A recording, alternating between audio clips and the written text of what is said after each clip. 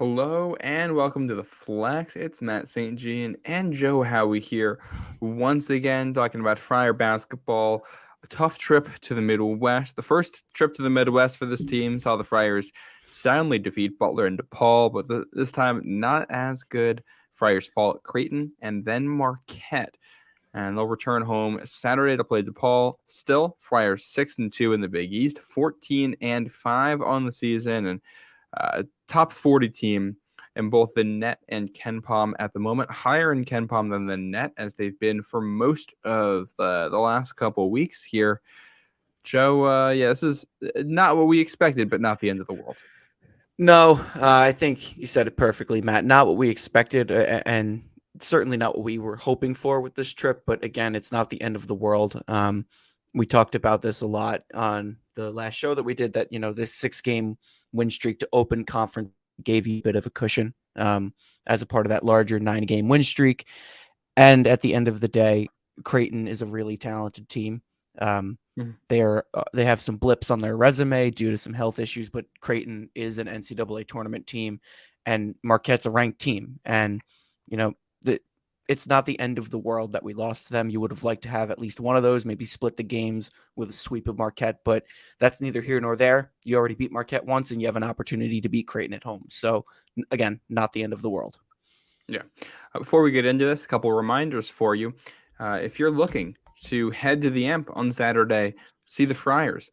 We've teamed up with SeatGeek this season to get you the best deals for tickets to your favorite teams. SeatGeek takes the confusion out of buying tickets, and they're here to give you some great deals. Get in on the fun. Head over to SeatGeek, download their app, and use code NCAA Hoops Digest for $20 off your first purchase. If you haven't used that code yet, go ahead. Use it this Saturday. Get yourself down to the Amp for that one. Also, a reminder, this podcast is presented by House Enterprise and in partnership with House of College Hoops. Head over to our site, house-enterprise.com, for more info. Joe, do we want to start with the Creighton game and just go in chronological order here? Sure, let's do it. Yeah. The Friars lose at Creighton. 73-67 was the final score. The Friars led 14-10 kind of early on, but Creighton ends up building a 16-point lead in the second half. Friars hold on to keep it close, but could not do enough. Bryce Hopkins leads the team with 20 points, Carter 13, Locke with 12, and Croswell with 10. You get 12 points combined from the rest of the team in this one. And if I had one big takeaway from this, it's that Ryan Kalkbrenner is really, really, really good. So on the topic of Ryan Kalkbrenner, I agree. I think he had a really good game. After watching him for a full 40, part of me thinks he's a little overrated. Don't get me wrong. I think he is a really, really good player. And if we had him on our team, the tone would be much different. But if you're that tall, you should be averaging a double-double night in and night out. And I don't even think he leads the team in rebounds. Like, don't get me wrong. He's very good. But in terms of physicality, I think, physicality and rebounding are definitely areas of improvement. But needless to say, he was dominant against us. So take this. Well, I think take that how you will. Well, I think one of the things with a big center, we saw this with Nate Watson too. Watson would score, but oftentimes, especially with Horchler last season, he wouldn't be the leading rebounder. Oftentimes, when you have a good center, they end up kind of setting up for whoever's playing the 3 or the 4 to get those rebound opportunities because they're so dominant. Also, he's a shot blocker, which is going to pull him out of some of the range for some rebounds. So that part doesn't. He still gets 7 boards a game. So he's doing enough. The Shireman gets like 8.5 rebounds for Creighton. Yeah, he is something else. Yeah, it was another. I think we saw Creighton be what we kind of expected Creighton to be coming into the season on Saturday. I think there was an anticipation amongst the Creighton side of things that, they were kind of waiting for Creighton to click the way that they did early on in the season. It's unfortunate for Providence that it was against us, but I think we saw the Creighton that you saw the first 6 games of the season, the preseason ranked Creighton, the preseason Big East winner Creighton. Like, I think this is the Creighton team that everyone was expecting. Baylor Shireman, man, he got his revenge for us in that NCAA tournament game when he was at South Dakota State. This was his revenge tour for against the Friars and Ed Cooley. Hopefully we can get him down the road, but he was He was really good too. Him and Kalkbrenner really owned that game. And I think, defensively we really needed Jared Bynum as not only our offensive leader, but just as the vocal head of the team on the floor. Yeah, I 100% agree there. What's crazy is that we're mentioning those two. We haven't even talked about Trey Alexander for Creighton, who's their guard, who he gets the Ken Palm MVP for this one just because he got to the line 11 times, hit 10 free throws, 3 assists to no turnovers. He did a really good job of setting up the other guys on the team too, I thought. And Yeah. yeah, it's the Friars right now are absolutely missing Jared Bynum. It's tough to not have him out there, especially against a team that's as good defensively as Creighton. And it's when you have Ryan Kalkbrenner back there who can block everything he wants to block, then everybody can play more aggressively on defense. Yep. And there's less space, and the Friars aren't shooting the three ball well right now. So it just makes life that much harder for whoever the point guard is. Right. And you got to give credit to Bryce Hopkins, who kind of has been playing hero ball offensively, but you know, he can do that for 2 consecutive games and we can still lose. And I think that's a really important thing to note is that as good as Bryce Hopkins is, our offense is not where it needs to be with Allen Breed running the point. And that's not a knock on Breed whatsoever. He is a true combo guard at nature, but you really need Jared Bynum, who is your defined, clear-cut niche point guard out there for your offensive sets, because I think we saw it a lot against Creighton. We saw it a lot against Marquette last night, is that, the offensive plays fall apart and then we're kind of stifled by opposing defenses. And Creighton did a really good job of exposing us. Yeah, and Jared Bynum is so good at distributing the ball. And then, Breed is not that guy. Devin Carter is not the guy. Bynum also, he drives so well. Yeah. He's quick in a way that Yeah. those other guys aren't. I'd say Carter and Breed are smooth. They're not quick. They don't get to the hole the same way that Jared Bynum is able to. And that's kind of the difference maker when you're going against defenses like these. I think not to mention too, you look at just the build of Bynum versus the build of Breed, and Bynum's 5'10". He's short, he's stocky. If he needs to, he can tuck his head like a running back and dive to the rim. That's not something that is necessarily in Allen Breed's wheelhouse. Devin Carter can do that, but it's just not as quick as when Bynum does it. He's much bigger. But that's a great point, Matt. Bynum is much quicker than the other two.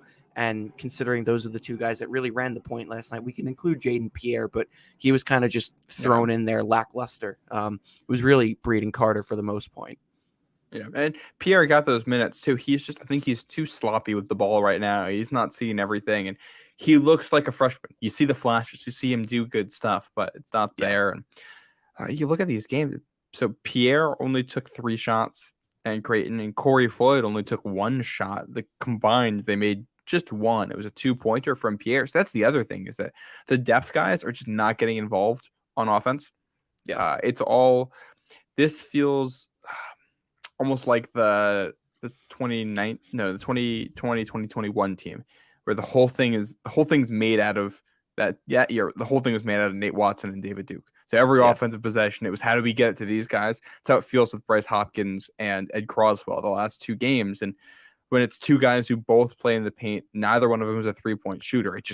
The floor gets so small and so compact. Yeah, I agree, especially if you look at the streaky shooting of Noah Locke, and I won't say inconsistency of Devin Carter, because he's really been probably one of our most consistent 3-point shooters. I know you'll probably have a stat to back me up on that, but if you look at the lineup that's out on the floor, guys are not afraid to stay home on on Devin Carter now, because if Locke's going to be airballing threes and you don't have to worry about Breed necessarily taking them, then sure, you can swarm not Watson, Croswell and Hopkins. They'll be the workhorses down low and they'll score for you. But if other guys aren't open for looks, that's really it. The faucet runs dry at some point or another, and that's where Jared Bynum comes into it, is getting guys in position, being another perimeter threat when he's on, and just being an extra presence on offense. And I think we're really hurting without him now.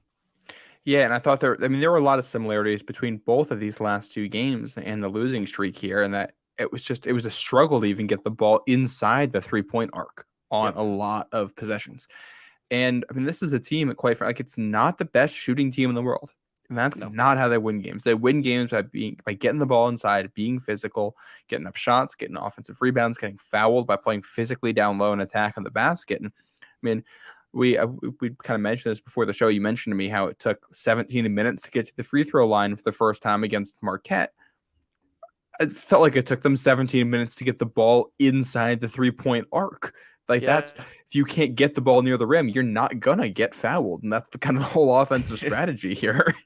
Are we transitioning to Marquette now? I think we can kind of talk about both as one unit, honestly, because I think there's a Yeah. lot of lessons here that I took away from both games, like the same I, lessons from both. I agree. I think on that comment of not shooting a free throw attempt until 17 minutes in the first half had passed, I think that's a little bit of officiating too. There's no indication of this, but this is just my hypothesis, is that because Shaka was very vocal about the free throw discrepancy last game, that there was some sort of effect on the amount of fouls called in the first half on Providence. This game, again, like you said, Matt, we had a very difficult time getting the ball close to the basket in the first half. So again, take with that what you will. I think, Marquette's defense was ready for the task and they did a good job. But to say officiating was interesting last night is, I think, the appropriate choice of words. It was classic Big East officiating in that it was very, very, very inconsistent.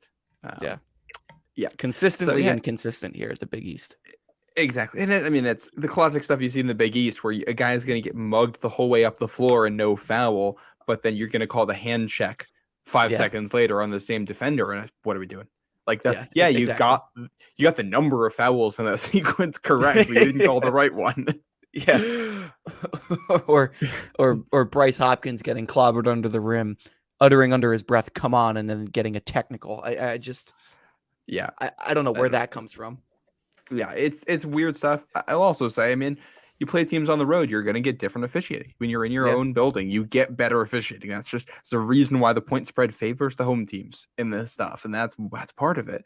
So I think one of my concerns here is what this Providence team looks like when they don't get the whistles, when they don't get the bounces. I think we've seen the effort, the toughness, the heart. I don't question that about this team at all. They didn't give up. They stayed with it. I thought they pulled comebacks in both of these games. But look at this. I mean, Creighton only had 15 fouls in that game. Marquette only had 16. You go back to the non-conference. St. Louis only had 16 fouls in that game. They lost. Miami had 18. TCU had 20. All of their losses have come when the opponent has had 20 or less fouls. All of their losses here have come away from home. And the teams that they have beaten when the other team doesn't foul, like Columbia only had 14, Merrimack only had 15. They won at Butler, and Butler only had 15 fouls, but they were hitting shots that night. They beat Stonehill, they beat Northeastern, they beat Manhattan, URI. Basically, the Friars have not beaten a good team here when they haven't gotten the whistle. And I think that's kind of the next step for them is to find a way to overcome that. Yeah, I agree. And I think if you look at a couple of our best losses, I'm thinking of this UConn, of a couple of our best wins, excuse me. I'm looking at this UConn win. I'm looking at this Marquette win at home. We went to the free throw line a lot. I think that's a great point, Matt. I didn't know that until you just brought that up to me now. And I think it goes to the style of basketball that Ed Cooley has produced this season. It's heavy up in the paint, try and get defenders to collapse in and throw bodies down there and then open up our shooters outside. And if we don't have shooters, if we don't have offense facilitation, that doesn't work. And I think teams are starting to catch on to that. We saw it now back to back, Creighton and Marquette. But yeah, I think another piece of this too that we're not necessarily touching on is that this is still, a team filled with young guys. It's not necessarily a senior laden team. And I think when you play away from home in hostile environments in the Big East, sometimes it's hard to rise to the occasion. And I don't think anyone is going to doubt the heart and the grit that this team has. I think Marquette and Creighton both held at least 14-point leads on us, and we were able to chip it back to 2-possession games in the final minutes of the clock. So no one's going to doubt that.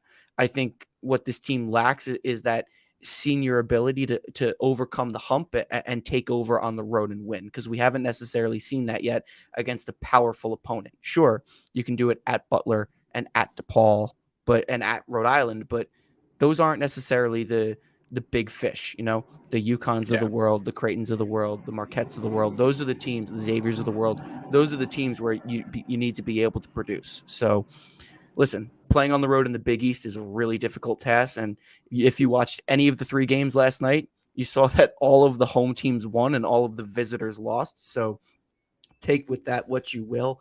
But, definitely some growing pains on this Midwest trip, to say the least. Yeah, 100%. And you mentioned kind of the veteran aspect of that.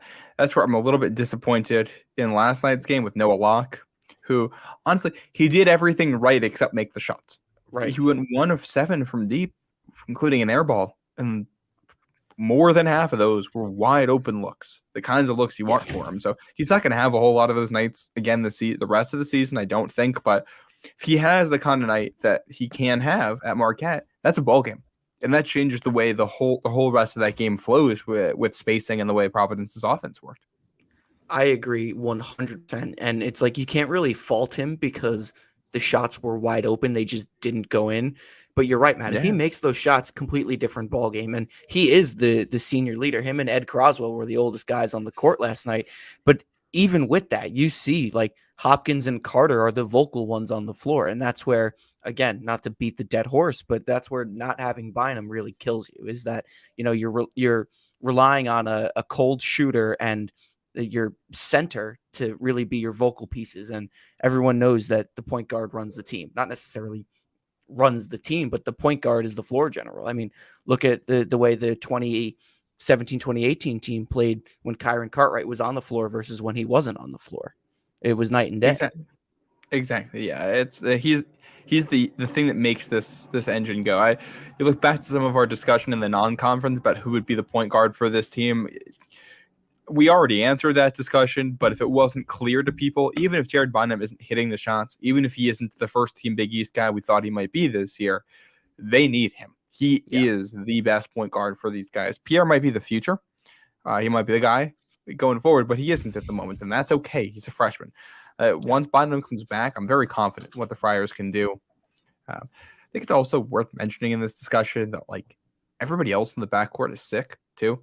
We saw was it Pierre and Floyd were game time decisions at Creighton because they're sick, if I'm remembering that.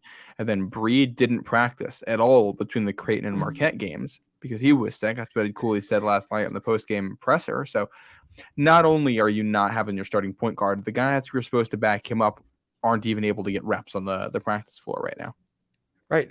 And again, this just goes back to the point of playing on the road is very tough. You're traveling, it's the middle of the winter. So, you're dealing with all sorts of seasonal ailments and the weather and whatnot. You're away from home for an extended period of time when you go on these Midwest trips. They're not flying out to Nebraska and then flying home. They're going from Nebraska to Milwaukee. So that's changing hotels, airplane. Like, no wonder these guys are sick and run down. Did they come home? No, they did not come home. Okay. I actually thought it's on social media that they came home between the games. Did they? I believe, I have to check now, but I believe when they posted like they're getting on the flight, I think it said Providence to Milwaukee. So then that's even worse. You're going literally to the middle of nowhere in Creighton, coming back to Providence, and then getting on a plane and going to Milwaukee. I mean, that's a lot of traveling. And keep in mind, these are 18 to 24 to Milwaukee. Yeah. Keep in mind, these are 18 to 24 college students. It takes a toll. I mean, we talk a lot about the physicality and whatnot. It takes a toll traveling like that across the country and doing it in a quick turnaround. It absolutely does. So, all things considered, dropping 2 games on the road against teams Creighton is one of the 25 best teams in the country. I don't care that they're not ranked. No, against two of the 25 best teams in the country, down a starter, and you play both close despite the fact that your team is sick. All things considered, it doesn't bother me. I think there's underlying concerns with this team. I think the Friars absolutely have weaknesses, but what team doesn't this year? Look at what just happened in the Big East last night outside of the Friars. I mean, this conference, man, night in and night out, just continues to prove that, the Big East produces some of, if not the best college basketball in the country. I mean, you tell me 8th-ranked Xavier, top of the Big East, 11-game win streak, is going to go into Wintrust Arena in year 2 of Tony Stubblefield's DePaul and lose in the final seconds, I tell you, you're nuts. And then miraculously, that's what happened last night. So again, the road in the Big East, playing on the road in the Big East is one of the most difficult things to do in the sport of college basketball. And luckily for us, we have 3 road wins under our belt. And that Seton Hall road win and that now I guess that DePaul road win, those are looking better and better as the days progress, man. I mean, Yeah. Seton Hall knocking off UConn in the final seconds. What was the stat you said before? They led for 6 seconds of that game. Yeah, something like that. And Seton Hall found a way to win. I mean, that's something that's remarkable. Like that win at Seton Hall is one UConn doesn't have. The win at DePaul is one Xavier doesn't have. That home one against St. John's is one that UConn doesn't have. So the Friars are still absolutely in a position here to kind of, at worst, have a share for the regular season title if they essentially take care of the games that you would expect them to take care of. Yep, exactly. I forgot about the St. John's loss. Yeah. First Connecticut St. John's Huskies, road man. win of the season came at UConn. Oh man. Now we just need to How see the who mighty have Georgetown fallen. beats first. Playing Georgetown roulette, baby. I'm just gonna knock on every piece of wood that I can find right now. As the days go on, I am become even more terrified that the Friars are going to be the team that somehow ends up losing to Georgetown, especially because they get Georgetown on the road in late February. Like that's. I think now we did UConn play them twice already? No. UConn plays them next week. I think now, knowing what we know about UConn and the state of that program, I think it has to be them. Just for God's irony of making UConn lose to everybody now.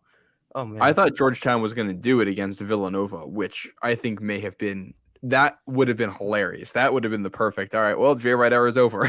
Yeah, that I was watching that game, but Georgetown, see, this is where, and this is a little bit of a side tangent, but who cares? This is where you can see the coaching is just not there. Georgetown has a 30-second shot clock turned off. The shot clock's turned off. That's 30 seconds left in the game. They're down by 1 point. All you need to do, milk the clock down, get a fairly open or decent shot in the paint, try and draw a foul. You make 1 free throw, you tie it, you go to overtime. Great. You make both, you win the game. They couldn't even do that. And then they were given another opportunity down 3 with 7 seconds left to hit a 3-pointer. And they take it from like 37 feet out. It was bad. That was just terrible. They deserved to lose that game after that sequence. Yeah, that was a real rough sequence there for Georgetown as they lose yet again.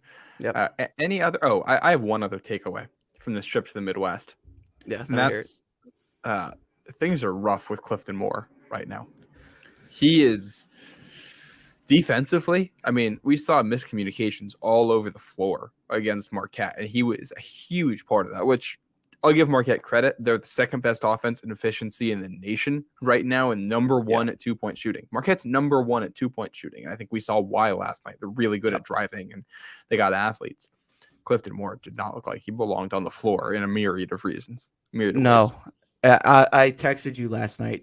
It's been really disappointing to watch the progression of him or lack thereof throughout the remainder of the season since those first couple of games. You know, I was in the Clifton Moore boat after game 1 that like he's going to be a starter, like he is going to be such an impact for us in the paint. And aside from I think that Butler game, he really hasn't had much of a positive impact on the floor through a majority of conference play. And that's not meant to be a knock. I think Croswell is also playing with his hair on fire right now, and he's playing really well, scoring a lot of points and ripping boards down. So it's tough to find Clifton Moore minutes. But when you do find Clifton Moore minutes, he just does not do himself any favors. I mean, on offense, he's missing bunnies. He's getting out rebounded by opposing guards. It's really disheartening to watch, especially because there was so much potential with this guy at the beginning of the season, and now it's kind of dwindled into he comes in when Croswell needs a breather on the bench for a couple of minutes, and you hold your breath and hope that they don't dunk on him. Yeah, and there was a stretch where they did the double big lineup last night too with Croswell and Moore, and I think you can make that work. I actually thought that worked kind of well against Marquette, just because you're Yeah. able to get more rebounds and defend the paint a little bit better, and there's less pressure on each one individually. But then they were just hunting those guys on pick and rolls and switches, and trying to get blow-bys on any one of them, which they were able to do pretty consistently. And I don't Yeah. think it was all on Clifton Moore, but he got embarrassed at points because somebody miscommunicated, and he's the guy running after the guy who's dunking. Yeah, exactly. Yeah, well said. Yeah. Can we also just point out Cam Jones was absolutely electric in the second half, and he was the reason that Marquette won that game. That steal he had on Devin Carter was rough from Carter, but also that guy's a special player, and I think Marquette's one of the 10 best teams in the country right now. Anytime Cam Jones got the ball beyond the 3-point arc, I was cursing really, really loud because I knew he was going to make it. I mean, he was 50% from three, but it felt like 80% from three, the way he was shooting. It's kind of funny that when we beat Marquette the first time, they fell out of the top 25. I don't think that was necessarily the right call by the AP pollers, and we can go down a laundry list of why the AP poll is just so flawed in so many different ways. But Marquette is a top 15, if not top 10 team in the country.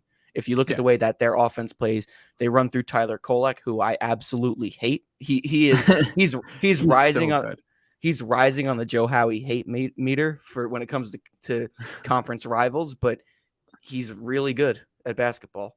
And listen, if they didn't see it before, they'll see it now. Marquette should be a top 15 team come Monday, really a top 10 team, but if they're not top 15, there's something wrong.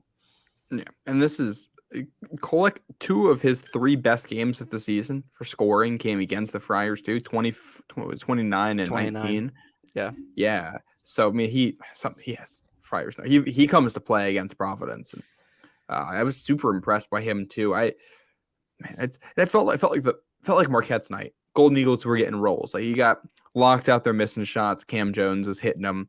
There were a couple free throws Marquette took that I thought had no shot of going in that bounced in. A couple floaters near the basket that the same thing happened. And it was like, all right, it's one of those nights where everything.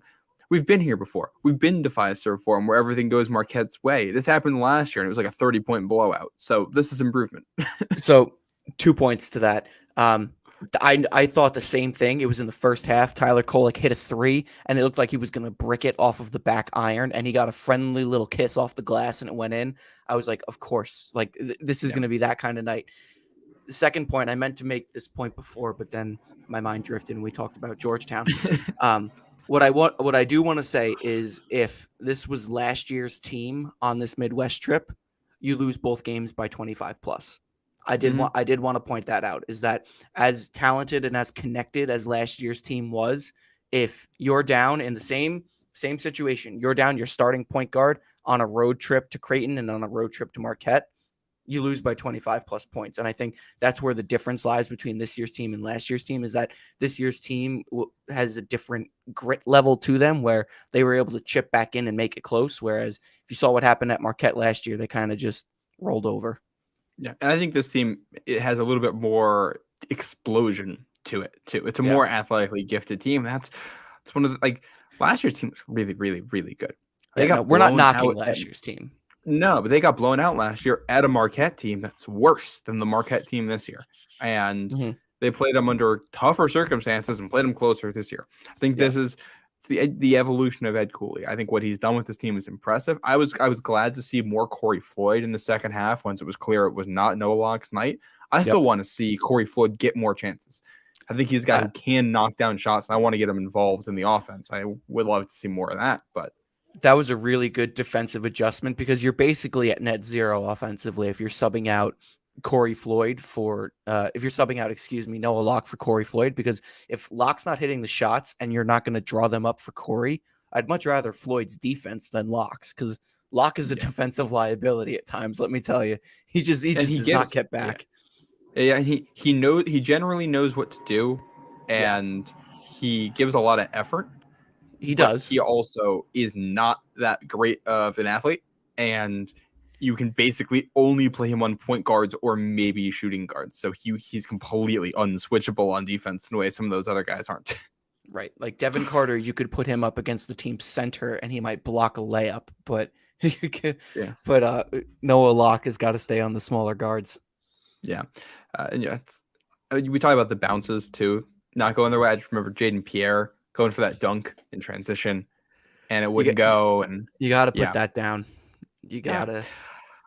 A lot of little moments where the Friars could have won. This is a winnable game, but also it wasn't. Like it was Marquette made the plays because it was their night and their players are good. I think is the other part of this, and that happens. So I pray we don't see them at MSG because they're really good. But if that game happens, it's going to be fantastic. It would be an electric third meeting. And this is something that Cooley says a lot, and I kind of like it. It's that when you come into the Dunkin' Donuts Center, or the AMP rather, you come into the AMP, you start off down 7 just because of the crowd. And if we're going to take that type of analysis and apply it to last night, we came into that building down 45 points because it was not National Marquette Day, but it was National, hey, remember when we went to the Final Four day and you had all the celebrities and the alum from that team. You got Wade taking pictures with fans and John Lapis on the call, or Steve Lapis on the call. It's like, yeah, you go in there already at a disadvantage because of what that building is juiced up for that night. So Pfizer Forum is my least favorite place to play in the conference. So I'm just happy we got that one out of the way. And let's not forget, this is a building that has historically given the Friars nightmares. I think their first ever win at Marquette. 2017. Sorry, I mean, yeah, it was when we were in school. Like it's that recent, and that might have been. I don't remember if that was Pfizer or if that was the other building they played in there. It was the same building, just a different naming rights. It was what was it called? It's gonna come to me like the second we sign off. I don't want to look it up. I could see you're looking it up. Yeah. Now I'm curious because I got to go out. Let me tell you, I was outside that building over the summer. I didn't go in, but it was what do you call it? Very, very nice building. I want to go. Now I have to look it up. Oh, it does not have a catchy name. Oh no, that's the previous building. Nope, that's not it. Yeah. Welcome to the segment of the podcast titled "We Look Things Up on Wikipedia."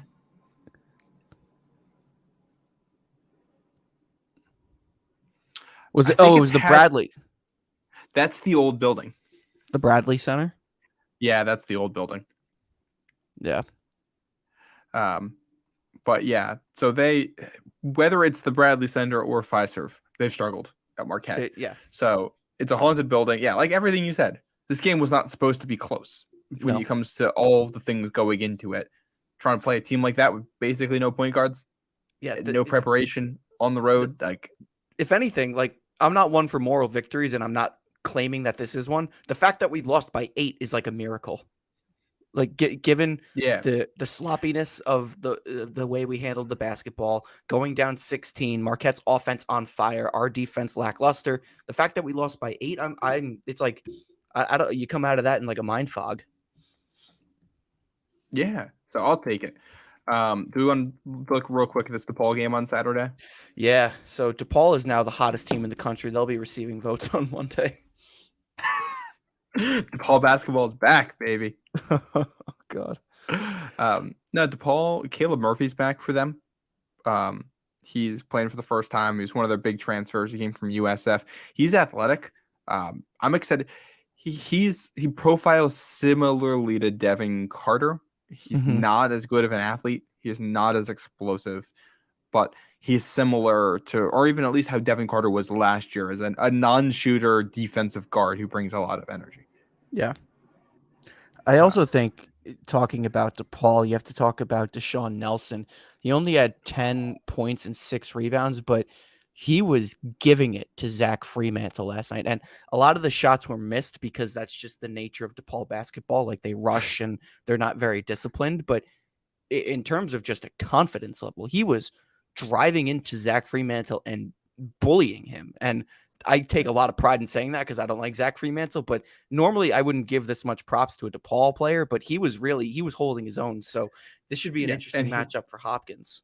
Nelson had kind of started to come on. There were flashes, but the last couple weeks he's found a new gear. He's a good player. Yeah. He'll rip a rim off too. Like he dunks with authority, and he's in that. He's climbing up the power rankings of the non-Friar players that I really enjoy watching around the conference. So he's something, and just 2 out of 3 wins here for DePaul in the last 3 games. The only loss was at home to Seton Hall. All 3 were at home, but you beat Xavier, you beat Villanova for the first time since January of 2008. Yeah. So yeah, it's the DePaul team has kind of turned a corner. This is not the same DePaul group that we saw even 3 weeks ago. No, it's not. I to be completely honest with you, Matt, this game is a little bit of a worrisome game for me. Just because we're kind of coming into this one beaten and bruised after this Midwest trip, and DePaul's playing with house money. They if the season ended today, they're not in the NCAA tournament, but they don't really give a shit. They're playing with house money. They're beating whoever they want to beat, and look at what they did last year when they came to the Dunkin' Donuts Center on the same weekend during Accepted Students Day. So Providence very thoughtfully scheduled DePaul to be our game on Accepted Students Day again this year. And I know that because my siblings got into Providence, Jack and Kate. But it's that early? This is like a whole month off from when it was last year. This is the 3rd time in recent memory that they've hosted DePaul on Accepted Students Day. I guess that's what you got to make it Georgetown going forward. Yeah, Georgetown or Villanova now at the rate that those 2 teams are playing. You just gotta. I'm not saying anything about Nova right now. I'm terrified of that team. They're just bad enough to absolutely sink her resume right now. That's a good point. Yeah, and I don't think they're as bad as some of the stuff that we've seen. But yeah, it's a must win against DePaul. I'm confident the Friars will come out victorious. I'd like to see another blowout. This is where you want to see them bounce back, put things together. Hopefully Bynum is back and the team's healthy. A blowout keeps you in the top 25. Mm-hmm. A shaky 2 or 3 point victory, and you're back to receiving votes on Monday morning. And probably unless some other stuff happens. Yeah. That's the really harsh reality of where we sit in time now after this Midwest trip. Yeah. And we're kind of in a decent position right here where 4 of the next 5 are winnable. 5 of the next 5 are winnable. 4 of the next 5 are games we're going to be favored in. Right. 4 of the next 5 are realistically winnable. 5 of the 5, in theory, the rest of the schedule is winnable. But in a lens here, 4 of the next 5 are realistic. Like you need to win. Yeah, I think the schedule right now for the Friars, what you want to do, win every single home game, all 10 in Big East play, and beat the bottom 5 or 6 teams in the conference on the road as well. Get your sweeps there. Then you're going to be 15-5. And who knows if that actually ends up being good enough to win the conference. But if you're 15-5 in the Big East this year, you're going to be a top 5 seed in March, and you're going to have some nice wins. You're going to have a win over every team in the Big East, and you're going to feel pretty good. Yep, exactly. Yeah. All right, is that where we want to leave off, Joe? Yeah, I think so. It's going to be a big weekend of sports. Providence and the Giants both play on Saturday, so nice little appetizer for you here. Yeah, I have no such, as a Patriots fan here, I have no such worries this weekend. We're on to the draft, baby. We're playing the Philadelphia Eagles, so not only is that a rivalry game, but it's also you're playing one of the best, if not the best team in the National Football League. So yeah, we'll see what happens. I'll root for the Giants. Why not? Hey, why not? Why not? We're all friends. We're all friends here in hating Philadelphia. Yeah, exactly. All right, that'll do it for us. Friars play 2:00 on Saturday on FS1. Make sure you don't miss it. Follow along at the Flex Hoops on Twitter. Follow each of us. Subscribe wherever you're listening to this. And that's Joe Howie. I'm Matt St. Jean. We'll catch you next time.